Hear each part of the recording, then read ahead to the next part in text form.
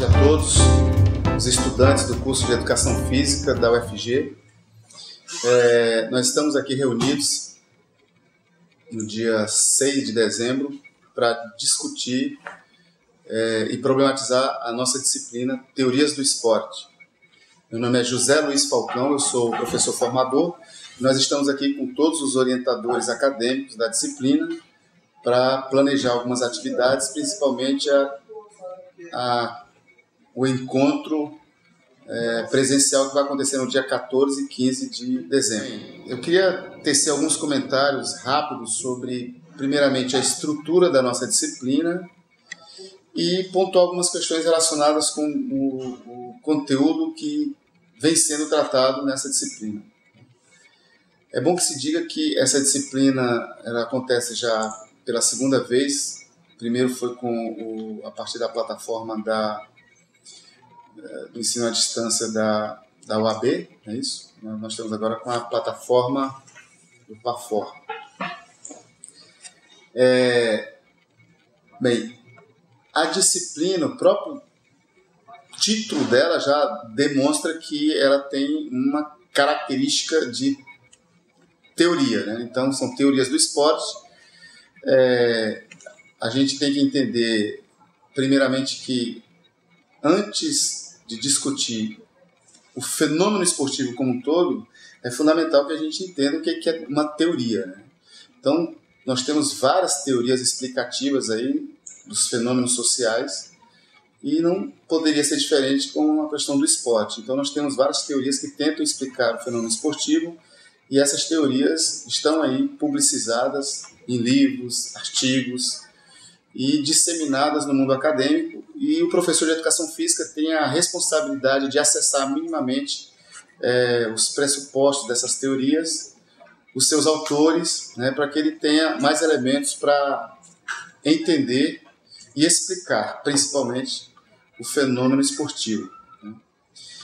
Então, a função da teoria ela é de tentar explicar com qualidade, profundidade e abrangência, né, os fenômenos. Para isso que servem as teorias. Se nós pegarmos, por exemplo, a teoria da relatividade, que vem do campo da física, com Einstein, ela vai demonstrar, né, como funcionam fenômenos físicos e tem toda uma normatização, né? Então ela vem de um campo das chamadas ciências duras e que certamente não são muito adequadas para explicar fenômenos que estão vinculados ao mundo dos seres humanos, né, das relações sociais, né? Então, a educação física, que está vinculada ao campo da saúde e também ao campo da educação, das ciências humanas, em muitos casos, precisa de teorias explicativas que são oriundas desse campo, né? Então, certamente a gente vai ter que fazer essa problematização primeira para entender que a teoria, não basta qualquer teoria para explicar um fenômeno social. Existem teorias que explicam melhor os fenômenos sociais.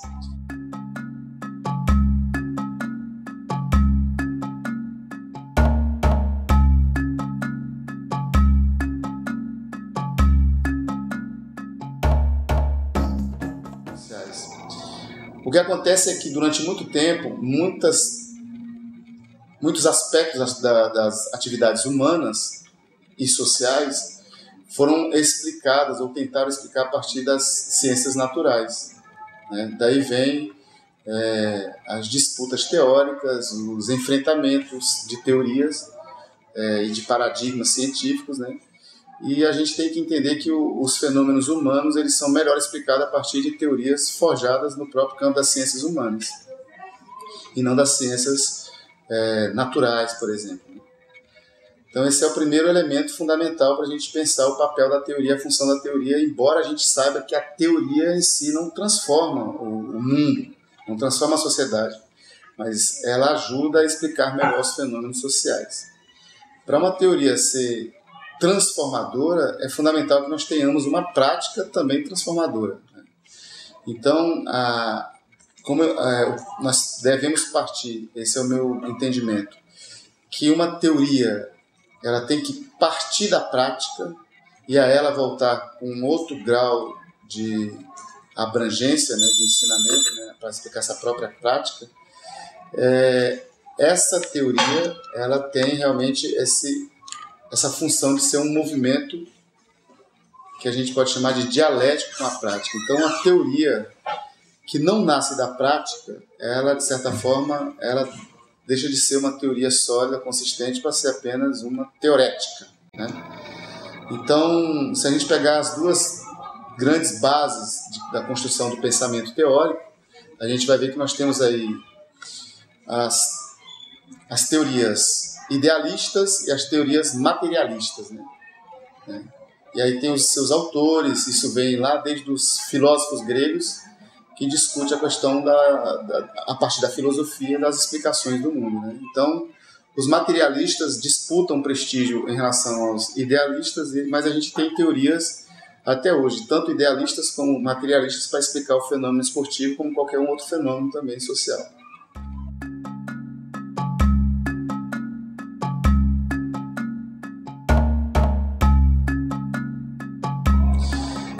Como ninguém fala de nenhum lugar, e eu falo de um determinado lugar, eu sou adepto e considero que as teorias que têm base no materialismo, elas são melhor explicam os fenômenos sociais e, por extensão, o esporte.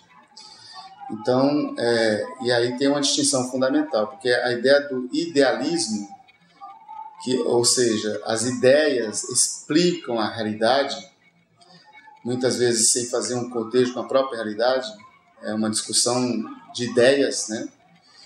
Sem um devido vínculo com a materialidade, vamos dizer assim, ela, de certa forma, tem muitos adeptos, é muito sedutora, né? E até hoje acompanha muitos pressupostos teóricos aí da ciência, inclusive no campo das ciências humanas. As teorias do campo materialista, elas alimentam outra perspectiva, né, que parte do pressuposto de que o critério da verdade está na prática, ou seja, naquilo que acontece, né? Aquilo que acontece. E aquilo que acontece nem sempre precisa ser visto de uma forma experimental, né? Eu não posso acreditar apenas naquilo que eu vejo. E o que acontece, pode ser que não aconteça para mim diretamente, mas o que acontece na realidade, esse aí é o primado da teoria materialista, né? A prática é o critério de verdade. E a gente tem que analisar os fenômenos a partir do que acontece, mais do que as ideias que as pessoas têm dele, né? Então, eu posso, por uma série de intuições, né, de apreensões, sensações, fazer uma belíssima discussão sobre o esporte, como, por exemplo, o esporte educa, o esporte é bom, o esporte é belo, né? Mas isso aí pode ser uma discussão ingênua, né, para usar aqui um conceito freiriano, né, que se contrapõe a uma concepção crítica, que é entender os fenômenos para além das sensações, das emoções, dos sentimentos, né? Os fenômenos, eles precisam ser explicados a partir da sua materialidade, dos seus indicadores e do seu próprio movimento histórico, né? Isso é que faz a diferença entre essas teorias, né? Então, o esporte, como um dos fenômenos mais importantes da nossa sociedade contemporânea, e eu estou falando do esporte moderno, né? Ele precisa realmente de teorias explicativas mais adequadas, porque ele realmente é um fenômeno que mobiliza muitas dimensões, muitas instituições e muitos sujeitos em torno da sua própria existência. Então, é um fenômeno sociocultural complexo, dinâmico e extremamente contraditório. Então, isso aí foi o primeiro movimento que eu faço para a gente se situar em relação à nossa disciplina Teorias do Esporte, né? Então, os materialistas, eles terminam, de alguma forma, dando uma contribuição importante para a gente discutir os fenômenos sociais, sem ficar restrito à questão das ideias e também apenas a questão da matéria, da matéria em si, mas a matéria nas suas próprias contradições, né? E, dando continuidade, então, eu queria levantar aqui alguns pontos para a gente limpar o meio de campo, né, da nossa disciplina. Nós não estamos aqui para discutir regras e apenas as regras, embora as regras do mundo esportivo sejam importantes também. A gente não está aqui também apenas para discutir a técnica esportiva, em qualquer que seja a modalidade. A gente está aqui para discutir o fenômeno social chamado esporte, e isso aí é que é o mote da disciplina, né? Então, é discutir a nossa disciplina a partir da sua complexidade como fenômeno sociocultural. E a gente sabe que, embora exista vários esportes, várias modalidades do esporte, existe um fenômeno social chamado esporte que se diferencia de outros fenômenos, como, por exemplo, a guerra, né? Embora muitos sujeitos façam guerra por esporte. Mas é um fenômeno, portanto, uno e plural ao mesmo tempo. Isso aí já é a primeira das suas grandes contradições. Portanto, nem todo esporte é igual, né? Mas existe um fenômeno esportivo que a gente precisa estudar a partir daqueles que sistematizaram seus principais elementos, né? E aí nós temos que pegar aí desde dos pensadores gregos, né, com suas ideias a partir das Olimpíadas antigas e tal, das práticas gímnicas, das ginásticas e tal. Inclusive esse fenômeno, esse nome esporte, ele nem aparece na literatura grega, na etimologia grega e nem latina.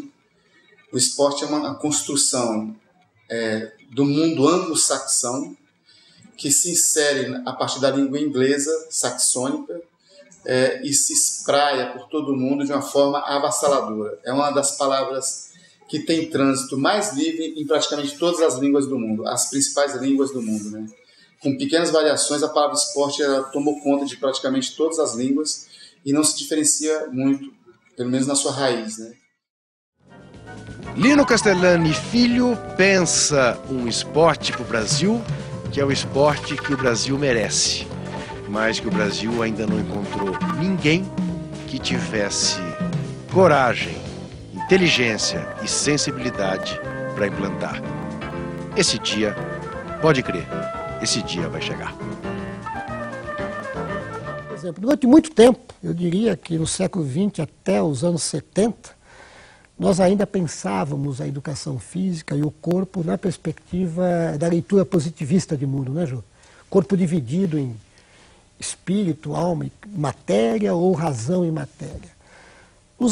Final dos anos 70 para os 80, por conta dos movimentos aqui no Brasil, redemocratização e tal, isso também nos alcançou, conseguimos pensar de forma mais holística, o homem ser humano enquanto uma totalidade. Mas aí nos subdividimos, a totalidade homem, mais abstratamente visto, né, aquele homem em essência, que foi a leitura fenomenológica de mundo que nos trouxe, né? Já não estava mais dividido, mas era um homem, digamos, idealizado.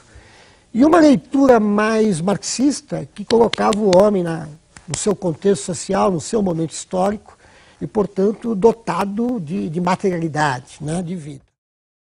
Então a teoria serve para isso, né, para transformar a realidade, né? Tem até uma frase famosa de um grande pensador do materialismo histórico dialético, que foi Marx, que fala: chega de ficar interpretando o mundo, a gente precisa transformar o mundo, né?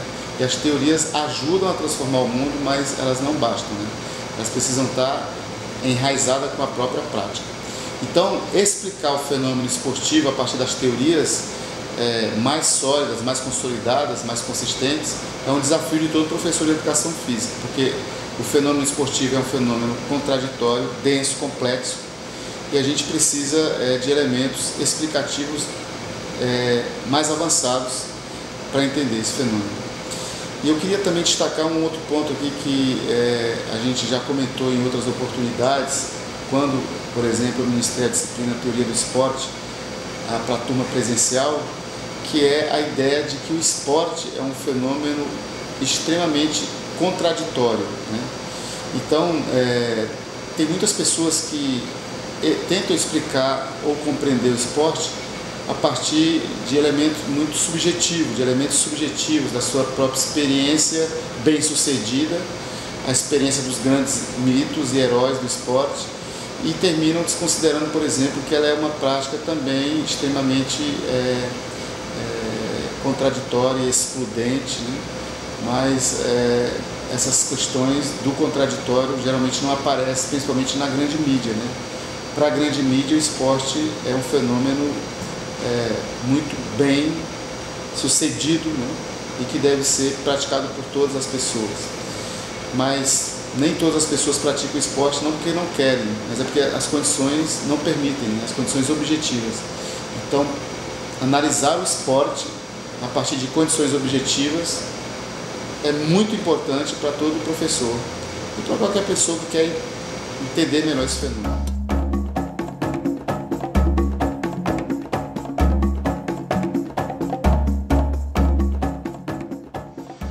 E aí a gente tem que pensar que esse fenômeno ele está tão entranhado, enfronhado com a realidade social, que ele se tornou praticamente um fator hegemônico na sociedade, né? Só um dado para a gente pensar, né? Depois da indústria bélica, o fenômeno que mais gera riqueza e dinheiro é o fenômeno esportivo, né? Então, por aí a gente já vê que realmente, no sistema que a gente vive, que é o sistema capitalista, o esporte termina sendo um grande elemento sedutor, né? E as grandes corporações estão aí para demonstrar esse poder da sedução do esporte. Então, ele está vinculado quase que umbilicalmente com o sistema capitalista, né? Porque o sistema capitalista trabalha com algumas lógicas que estão muito presentes no esporte, alguns princípios, como, por exemplo, a questão da competição, da concorrência, né?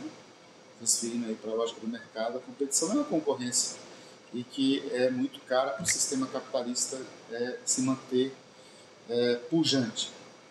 Um outro dado que eu queria chamar a atenção é que muitas vezes a gente trabalha com a perspectiva de que todo esporte é bom e todo esporte educa. Então são frases de efeito, né, jargões que tentam embaçar a nossa percepção, né, e as explicações do próprio fenômeno. Por isso que nós temos que ter categorias de análise para explicar o fenômeno, né? Entender quais são os seus princípios fundamentais, os estruturantes do fenômeno esportivo e também as categorias que a gente vai analisar esse fenômeno, né? E aí eu trago duas categorias para a gente pensar essa análise, que é a categoria da realidade e a categoria da possibilidade. A realidade seria aquilo que realmente acontece no fenômeno esportivo. Portanto, entender o fenômeno esportivo é verificar os indicadores. Quem são os praticantes de esporte? Quais são a infraestrutura, qual é a infraestrutura disponível para a prática, né? O esporte é trabalhado na perspectiva do bem público, o esporte é um direito social. Então, esses indicadores é que vão dizer da realidade do fenômeno. E uma outra categoria é a categoria da possibilidade, que seria: é possível fazer de uma outra forma? Essa realidade atende os interesses de todos os trabalhadores, de toda a sociedade? Se identificarmos que existem problemas do ponto de vista da acessibilidade ao mundo esportivo, então a gente já tem que pensar em possibilidades de alterar essa realidade, né? E aí é que a gente tenta estudar os fenômenos, né?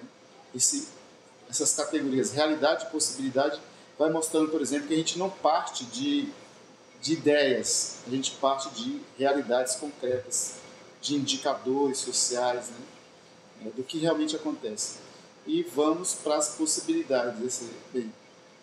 Isso que acontece satisfaz as nossas necessidades básicas, estruturais em relação ao fenômeno esportivo? Então a gente vai percebendo que existem dilemas, né, em relação ao fenômeno esportivo e que precisam ser explicados, né? Porque o fenômeno esportivo está entrelaçado com outras dimensões da vida, né? Então, é por isso que ele é importante, porque não dá para pensar os fenômenos esportivos desconectados de outros fenômenos da nossa própria sociedade. E isso aí é um desafio do professor, do pesquisador. E eu queria dizer também, para a gente problematizar essa nossa disciplina, teorias do esporte, é que não basta entender a história do fenômeno, né? Por exemplo, a sua gênese, onde que surgiu, o que é o esporte. Não basta eu dizer assim, o esporte é um fenômeno da era moderna que foi construído, né, na Inglaterra, né? Ele se consolidou na Inglaterra a partir dos chamados public schools, né? Jogos populares nas escolas públicas, e que se transformaram em algo novo a partir de um processo de urbanização e modernização da própria da Europa como um todo, especialmente da Inglaterra, que era na época o império do mundo, né? Então o esporte moderno nasce na Inglaterra, o berço do capitalismo moderno, e carrega com ele, né, alguns traços do próprio sistema capitalista, como é a questão da própria competição, das comparações objetivas, a questão das seleções, dos selecionamentos e tal, a quantificação e outros elementos que vão fazer parte da estrutura, né, do esporte moderno. Então, não basta apenas pontuar elementos importantes da sua história, né? Os seus grandes ídolos, né? Quais são as principais modalidades, como é que funciona cada modalidade, quais são suas técnicas. É importante compreender o esporte na sua complexidade, porque para além de um jogo na quadra, existe o fenômeno esportivo como um todo, né, que mobiliza bilhões, né, e que muitas vezes é apenas acessado são considerados os grandes donos do poder e das grandes corporações. Um aspecto fundamental para finalizar aqui a nossa discussão sobre a disciplina, e fica como desafio para todos os estudantes, a ideia de que as explicações do fenômeno podem partir de diversos enfoques, né? Eu tenho aqui algumas explicações, né, que são muito utilizadas para a gente entender o nosso fenômeno esportivo. Tem aquela visão simplista do tipo assim, o esporte educa, né? Então, explicar o fenômeno a partir dessa perspectiva simplista é usar o senso comum como o principal elemento de explicação. Nós temos também as explicações que vêm da visão idealista, né? Do tipo, né, o esporte promove o completo bem-estar social, né? Isso aí é uma idealização, porque a gente sabe que nem sempre isso acontece, né, se não tiver outros elementos garantidos para a sua prática. Uma outra visão muito utilizada para se explicar o fenômeno esportivo é a visão relativista, que é do tipo, né, eu praticando aquela modalidade vou conseguir ser bem sucedido, vou ter êxito e tal. Então depende do esporte para você ser bem sucedido. Então relativiza-se ao extremo, né, as práticas esportivas, e aí acontece um grande problema, que são as disputas entre as distintas modalidades, e a gente vai perceber que essa perspectiva de explicação ela não dá conta de entender a sua complexidade. E tem também uma outra explicação, que é a explicação subjetivista, né? Aquela que vem das suas sensações, né? Por exemplo, onde a questão da superação ela é determinante, é o carro-chefe daqueles que defendem o esporte como uma prática boa em si, né? Então, a ideia de que eu consigo me superar se eu praticar esporte, né? O esporte é bom para a minha harmonia física, social. Tal. E, por último, tem uma outra perspectiva, que é a perspectiva histórico-crítica, que é a ideia de que todo fenômeno social tem uma história, né, e que essa história precisa ser explicada a partir dos seus movimentos, né? E de forma crítica, ou seja, não da negação, mas da problematização, né? Entender que existem interesses permanentes em conflito e que fazem com que os fenômenos se desenvolvam dentro de determinadas características e não de outras características, né? Então a gente faz história, inclusive a história do esporte, a partir de determinadas condições. Isso aí é um primado para explicar a questão dos fenômenos sociais, né? A gente faz história dentro de determinadas condições. E o esporte atingiu o seu grau de desenvolvimento tal como a gente conhece hoje, a partir de muitos embates e muitas disputas. E aí está colocado um desafio, né, que é: esse esporte atende aos interesses de toda a humanidade, de todos os seus praticantes?